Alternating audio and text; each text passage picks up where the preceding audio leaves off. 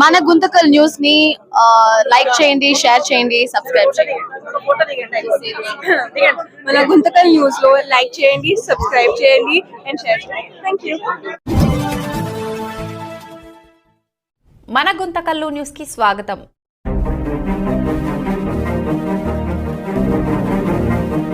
గణతంత్ర దినోత్సవ సందర్భంగా ఈరోజు ఈ కార్యక్రమానికి హాజరైన వైఎస్ఆర్ కాంగ్రెస్ పార్టీ నాయకులకు ప్రతి ఒక్కరికి కూడా పేరు పేరున నా యొక్క హృదయపూర్వక గణతంత్ర దినోత్సవ శుభాకాంక్షలు తెలియజేసుకుంటా ఉన్నాను. ఎంతో మంది మన పెద్దల త్యాగ ఫలితమే ఈరోజు మనం అందరం కూడా అనుభవిస్తూ ఉన్నాం.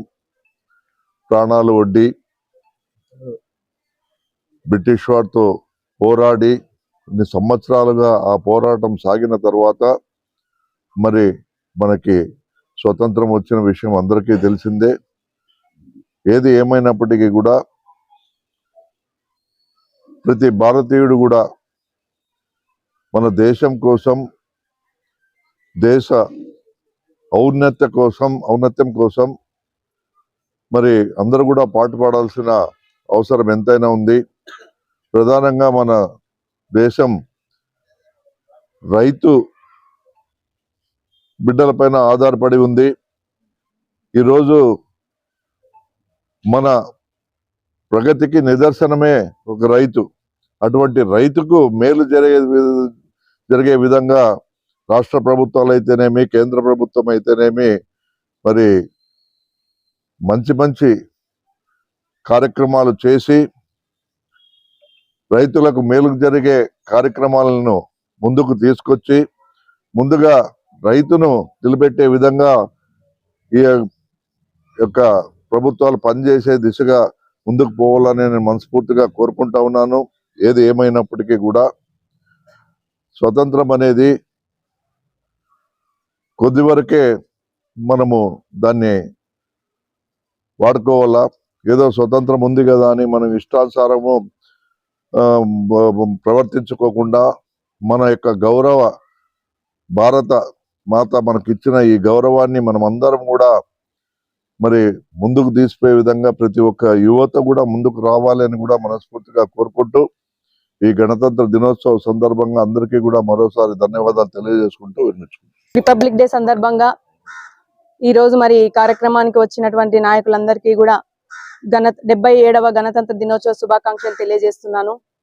మనందరికీ తెలుసు, ఈ రోజు రాజ్యాంగాన్ని అనుసరిస్తూ మరి ఏండ్ల తరబడి నాయకులు ఏ విధంగా ముందుకు వెళ్తున్నారన్నది మనమందరం కూడా చూసాం.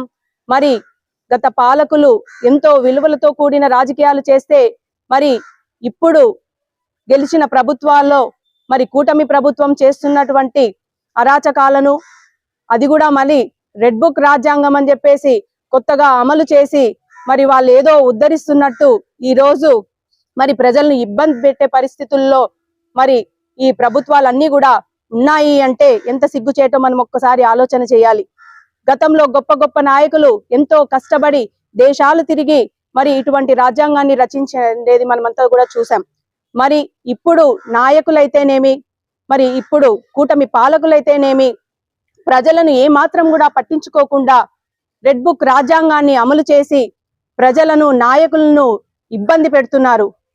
ఇటువంటివన్నీ కూడా మరి ఈ కూటమి ప్రభుత్వాలు మానుకొని ప్రజలకు ఉపయోగపడే విధంగా కూడా ముందుకు వెళ్ళాలని చెప్పేసి తెలియజేస్తూ మరి ఒకసారి కూడా మనమంతా కూడా గుంతకల్ నియోజకవర్గంలో ఏ కార్యక్రమం చేసినా పెద్ద ఎత్తున పాల్గొని విజయవంతం చేస్తూ వస్తున్నాం. ఇవాళ రిపబ్లిక్ డే సందర్భంగా హాజరైనటువంటి మా వైఎస్ఆర్ పార్టీ నాయకులకు అందరూ కూడా ముందుగా రిపబ్లిక్ డే శుభాకాంక్షలు తెలియజేస్తున్నాం. ఇవాళ కూడా దేశవ్యాప్తంగా ఈ యొక్క రిపబ్లిక్ డేని పెద్ద ఎత్తున కూడా జరుపుకుంటున్నారు. ఇవాళ కూడా మనం కూడా అదే విధంగా కూడా మన పార్టీ కార్యాలయంలో మన సమన్వయకర్త అయినటువంటి వెంకటరామరెడ్డి గారు, మరి అదే విధంగా మా యువ నాయకురాలు అయినటువంటి జిల్లా ఉపాధ్యక్షురాలు మరి నైరుతి రెడ్డి గారి నాయకత్వాన ఇవాళ ఈ కార్యక్రమాన్ని కూడా మనమందరం కూడా చేసుకుంటున్నాం. మరి పెద్దలు చెప్పినట్లు ఎందుకంటే పాలకులు ఏ విధంగా పాలించాలి, ఆ విధంగా పాలిస్తేనే ఈ భారతదేశం కానీ మనం అందరం కూడా బాగుంటాం. మరి ఆ పాలకులంతా కూడా గాడి తప్పినప్పుడు మరి ప్రాంతం కూడా చాలా ఇబ్బందిగా ఉంటుంది. మరి ఆ విధంగా కాకోకుండా ఈ యొక్క తెచ్చినటువంటి నాయకులు ఏ స్ఫూర్తితో తెచ్చారో ఆ స్ఫూర్తిని మనం అందరం కూడా అనుసరించాలని చెప్పి కూడా ఈ సందర్భంగా తెలియజేస్తున్నాం. శుభాకాంక్షలు తెలియజేస్తూ ఈరోజు మన భారతదేశ అత్యున్నత రాజ్యాంగ దినోత్సవంగా మనము గణతంత్ర దినోత్సవంగా జరుపుకుంటున్నాము. అదే అందరికీ ఒక అపోహ అనేది ఉంటుంది. 1947 ఆగస్టు 15వ తారీఖున స్వాతంత్రం వచ్చింది. 1950 జనవరి 26వ తేదీన మనం రాజ్యాంగం ఎందుకు అమలు చేసుకుంటున్నాం అని చెప్పేసి చాలా మందికి తెలియకపోయి ఉండొచ్చు, కొంతమందికి తెలిసి ఉండొచ్చు. 1930 సంవత్సరంలోన ఆనాటి కాంగ్రెస్ అధ్యక్షుడైనటువంటి పండిట్ జవహర్ లాల్ నెహ్రూ గారి చేతుల మీదుగా ఆయన ఆధ్వర్యంలో సంపూర్ణ స్వరాజ్ అనే కార్యక్రమం తీసుకొని బ్రిటిషర్లకు వ్యతిరేకంగా మా రాజ్యాన్ని మా దేశాన్ని మేమే పరిపాలించుకుంటామని చెప్పేసి ఆ రోజు ప్రకటించడం జరిగింది. అదే రోజు కూడా జాతీయ జెండాని కూడా ఎగురవేయడం జరిగింది. ఆ రోజుకు ప్రతీకగా మనము జనవరి 26వ తారీఖునే రాజ్యాంగం అమలు జరుపుకునే దినోత్సవంగా కూడా ప్రజాతంత్ర గణతంత్ర దినోత్సవంగా ఈరోజు జరుపుకోవడం జరుగుతుంది. 1949 నవంబర్ 26వ తేదీన ఆమోదం పొందినటువంటి రాజ్యాంగాన్ని పూర్తి స్థాయిగా జనవరి 26, 1950 సంవత్సరంలో రాజ్యాంగ నిర్మాణ కమిటీ సభ్యులందరూ సంతకాలు చేసి ఈరోజు అమలు దిశగా పయనం కొనసాగించిన దినం ఈరోజు.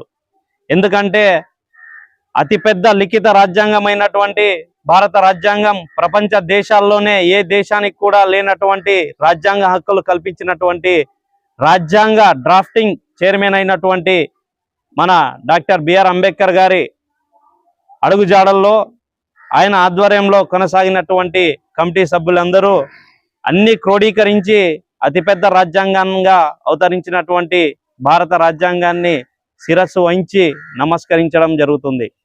ఈ రాజ్యాంగంలో అందరికీ తెలిసిన విషయమే, భారత అత్యున్నత అధికారి అయినటువంటి రాష్ట్రపతికి మరియు భారతదేశ పౌరుడైనటువంటి అతి సామాన్య పౌరుడికి కూడా సమానమైనటువంటి హక్కులు కల్పించినటువంటి ఏకైక రాజ్యాంగం కూడా భారతదేశ రాజ్యాంగం అని ఈ సభాముఖంగా తెలియజేస్తున్నా.